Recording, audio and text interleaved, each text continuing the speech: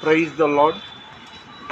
ఈరోజు today September 14 Sunday 2025 4:10 ఇది చిత్రీకరించడమైంది సనత్ నగర్లో. ఈరోజు దేవుని వాగ్దానం,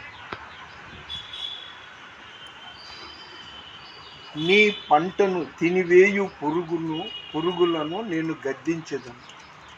మలాకి 3:11. చూడండి, మన పంట పొలాలని పురుగులు తింటాయి కదా.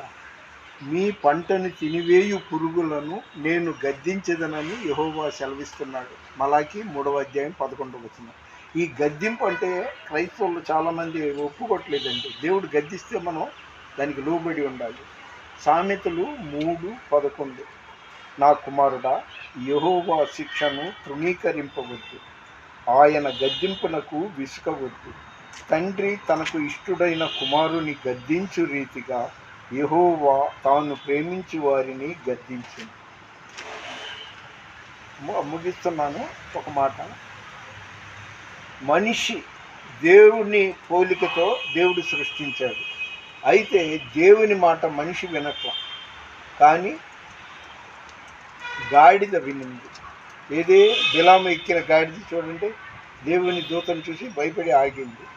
అలాగే చేప, మనం తిమింగలం అని కూడా బైబిల్లో ప్రసంగంలో అంటాము. యోన చేప కడుపులో 3 రోజులు ఉన్నాడు. అంటే 3వ రోజు కక్కే అనగానే అది కక్కింది. చేప వినింది, గాడిద వినింది, కాకి వినింది.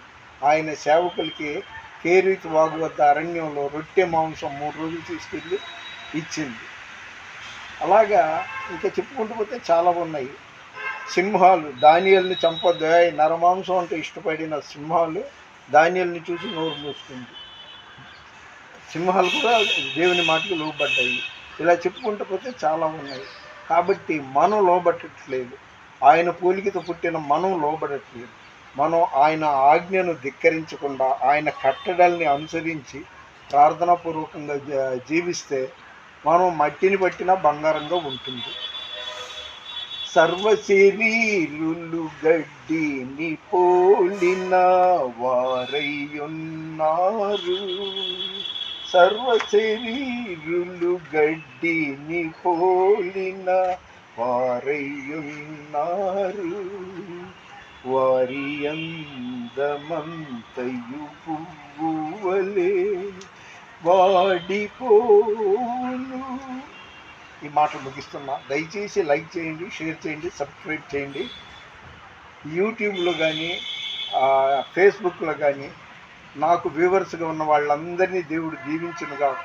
ఈ వీడియో చూస్తున్న మిమ్మల్ని, మీ కుటుంబాన్ని దేవుడు దీవించాలని, మీకు ఏ సమస్యలు ఉన్నా దేవుడు దాన్ని పరిష్కరించాలని కోరుకుంటూ, ఈ వీడియో తీసిన బిడ్డను దేవుడు శాశ్వత కాలం ప్రతి విధమైన శోధనలు సమస్యలలో ఇరుక్కోకుండా ఆయురారోగ్యాలతో క్షేమంగా ఉంచాలని కోరుకుంటూ నా మాటలు ముగిస్తున్నాను. దేవుని పరిచర్యలో మీ రత్నం ఫ్రాన్సిస్. God bless you.